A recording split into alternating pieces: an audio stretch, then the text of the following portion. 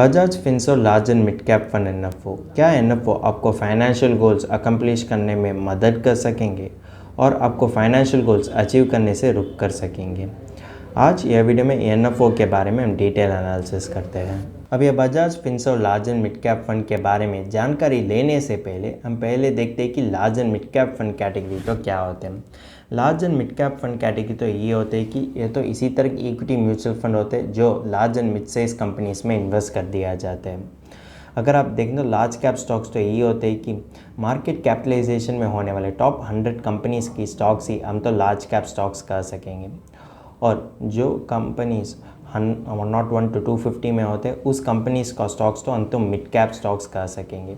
So large and mid cap category तो top 250 companies का stocks में इन्वेस्ट कर दिया जाते हैं, और ये तो लॉन्ग इन्वेस्टमेंट हॉरिजन और अग्रेसिव इन्वेस्टर्स के लिए एक सूटेबल फंड ऑप्शन की तरह होते हैं, और इसमें आइडियल इन्वेस्टमेंट हॉरिजन हो सकेंगे कि 7 साल और उससे भी ज़्यादा, और ये तो आपके लिए लॉन्ग रन में वेल्थ बनाने में मदद कर सकेंगे। अगर आप ये large and mid cap category का इन्वेस्टमेंट ऑब्जेक्टिव देखेंगे तो ये तो लॉन्ग टर्म कैपिटल अप्रिसिएशन के लिए large and mid cap segment में इन्वेस्ट करने में प्रयास कर दिया जाते हैं, और इसमें देखें तो एक तरीके से लार्ज कैप स्टॉक्स इन्वेस्टर के लिए ज़्यादा स्टेबिलिटी दे दिया जाते हैं, और मिड कैप स्टॉक्स का ग्रोथ पोटेंशियल तो उसके लिए भविष्य काल में इन्फ्लेशन बीटिंग रिटर्न्स कमाने में ज़्यादा तरीके से मदद कर सकेंगे।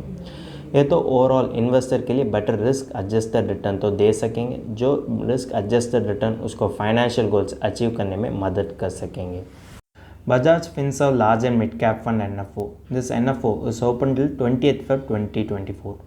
हम तो large and mid cap fund category के बारे में जानकारी ले चुके हैं। अब हम देखें कि अब Bajaj Finserv large and mid cap fund तो किस तरीके से काम करते हैं। ये तो large and mid cap category में आते हैं, और ये तो ओपन एंडेड फंड टाइप होते हैं, और इसमें एक्सिट लॉस चार्ज भी एप्लीकेबल होते हैं। अगर इन्वेस्टर 6 महीने से पहले रिडीम कर दिया जाते हैं तो उसके लिए 1% एक्सिट लॉस तो डाल दिया जाते हैं, और इसका फंड मैनेजर का नाम होता है कि निमेश चंदन।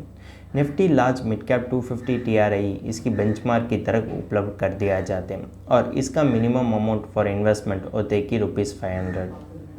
अब यह Bajaj Finserv large and mid cap fund category follow करने वाले इन्वेस्टमेंट ऑब्जेक्टिव के बारे में हम बात करते हैं।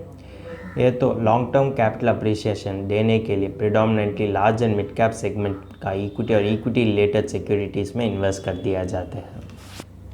इन्वेस्टमेंट ऑब्जेक्टिव की तरह हम तो यह Bajaj Finserv large and mid cap fund का इन्वेस्टमेंट स्ट्रैटेजी के बारे में भी बात करते हैं। यह तो large and mid cap segment में इन्वेस्ट करने के कारण यह तो इसके वजह से वो तो इन्वेस्टर के लिए हायर अल्फा जनरेट करने में प्रयास कर दिया जाते हैं। यह तो large and mid cap companies में इन्वेस्ट करने के कारण यह तो इन्वेस्टर के लिए एक वेल डाइवर्सिफाइड पोर्टफोलियो बनाने में ज़्यादा तरीके से मदद कर सकेंगे। ओवरऑल ये तो इन्वेस्टर के लिए बेटर रिस्क एडजस्टेड रिटर्न्स तो दे सकेंगे, जो उसको फाइनेंशियल गोल्स अचीव करने में मदद कर सकेंगे। यह स्ट्रैटेजी उपलब्ध करते हुए इन्वेस्टर तो एक वेल डायनेमिक पोर्टफोलियो तो बना कर सकेंगे, जो डायनेमिक पोर्टफोलियो उसके लिए बदलते हुए परिस्थितियों टैकल करने में ज़्यादा बेनिफिशियल हो सकेंगे। इसमें स्टॉक सिलेक्शन और सेक्टर रोटेशन भी होने के कारण इन्वेस्टर के लिए ज़्यादा फ़ायदा मिलते हैं।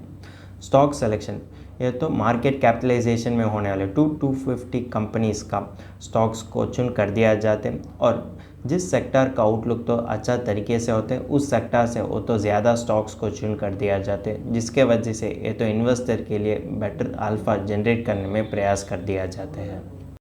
अब यह Bajaj Finserv large and mid cap fund का पोटेंशियल मेरिट्स के बारे में बात करते हैं। Small and mid cap fund से कंपेयर कर दिया जाते तो इसमें कम वॉलेटिलिटी पड़ती है, और यह तो कोर कॉम्पिटेंसी होने वाले बिजनेस में इन्वेस्ट करने के कारण इसके लिए अल्फा जनरेट करने में एक डिस्टिंक्टिव एडवांटेज होते हैं।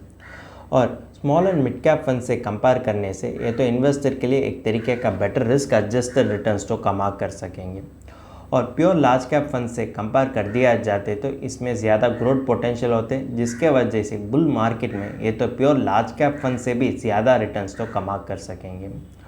और इसमें होने वाले लार्ज कैप फंड सेगमेंट तो आपका ओवरऑल इन्वेस्टमेंट का सेफ्टी क्वेश्चन को बढ़ा कर सकेंगे। ये तो एक तरीके का कंजर्वेटिव भी नहीं होते और अग्रेसिव भी नहीं होते, इसके कारण इन्वेस्टर के लिए एक बैलेंस रिटर्न मिलने के लिए ये तो ज़्यादा तरीके से मदद कर सकेंगे, जो बैलेंस रिटर्न उसके लिए फाइनेंशियल गोल्स अचीव करने में ज़्यादा तरीके से मदद कर सकेंगे। जब आप तो एक इन्वेस्टमेंट डिसीजन लेते हैं तो मेरिट्स की तरह आपको पोटेंशियल डीमेरिट्स के बारे में भी जानकारी होने की ज़रूरी पड़ती है, जिसके वजह से ही आप तो एक अच्छा इन्वेस्टमेंट व्हीकल चुन कर सकेंगे। इसमें देखें तो ये तो अग्रेसिव इन्वेस्टर्स के लिए उतना सूटेबल प्रोडक्ट नहीं हो सकेंगे, क्योंकि इसमें स्मॉल कैप एलोकेशन नहीं होने के कारण। शॉर्ट टर्म के लिए भी ये तो आइडियल प्रोडक्ट नहीं हो सकेंगे। ये तो एक तरीके का इक्विटी स्कीम होने के कारण और इसमें ज़्यादा मिड कैप एक्सपोजर देने के कारण शॉर्ट टर्म इन्वेस्टमेंट के लिए इसमें ज़्यादा वॉलेटिलिटी पड़ती है। और ये तो एनएफओ होने के कारण इसमें कोई भी पोर्टफोलियो नहीं होते, जिसके वजह से आपको पता नहीं चलते कि यह एनएफओ आपको फाइनेंशियल गोल्स अचीव करने में मदद कर सकेंगे या नहीं। और ये तो एनएफओ होने के कारण इसमें कोई भी ट्रैक रिकॉर्ड नहीं होते। अगर आप किसी भी इन्वेस्टमेंट ट्रैक रिकॉर्ड बिना इन्वेस्ट कर दिया जाते तो आपको फाइनेंशियल गोल्स अचीव करने में कठिन लगती है, क्योंकि आप तो बिना पोर्टफोलियो और बिना ट्रैक रिकॉर्ड किसी भी इन्वेस्टमेंट व्हीकल को चुन कर दिया जाते तो ये तो ब्लाइंड रिस्क लेने के समान होते और वो ब्लाइंड रिस्क आपको फाइनेंशियल गोल्स अचीव करने में कोई भी मदद नहीं कर सकेंगे। ब्लाइंड रिस्क के बावजूद आप तो कैलकुलेटेड रिस्क लेने के बारे में सोचना चाहिए, जिसके वजह से आपको फाइनेंशियल गोल्स अचीव करने में ये तो ज़्यादा तरीके से मदद कर सकेंगे।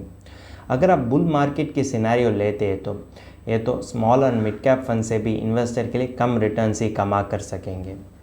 हमने अब तक या Bajaj Finserv large and mid cap fund NFO के बारे में पूरे तरीके से एनालाइज कर दिया जाते हैं। अब समय आ गया कि इसका फाइनल टेक अवे देने के लिए, क्या यह एनएफओ आपका इन्वेस्टमेंट पोर्टफोलियो में होना चाहिए और कि नहीं होना चाहिए।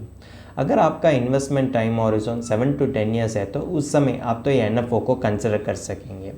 फिर भी बिना पोर्टफोलियो ट्रैक रिकॉर्ड और रिसर्च होने के कारण आपका पूरे इन्वेस्टमेंट तो रिस्की हो सकेंगे। और देखें कि जब आप इसी तरह एनएफओ चुन करने के बारे में सोचते हैं तो आप तो ब्लाइंड रिस्क लेते हो, और जो ब्लाइंड रिस्क आपको फाइनेंशियल गोल्स अचीव करने से कोई भी मदद नहीं कर सकेंगे। और इसमें देखें तो जब आप large and mid cap fund में इन्वेस्ट करने के बारे में सोचते हैं तो भी मार्केट में देखें तो अच्छा ट्रैक रिकॉर्ड होने वाले existing large and mid cap funds होते हैं।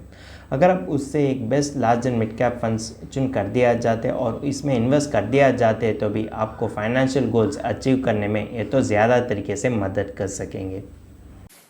अगर तुमको इस टॉपिक में और कोई अदर फाइनेंस और इन्वेस्टमेंट रिलेटेड टॉपिक में संदेह है तो हमारा फाइनेंशियल एक्सपर्ट के साथ अपॉइंटमेंट बुक कर सकता है। अपॉइंटमेंट का लिंक डिस्क्रिप्शन में दिया गया है।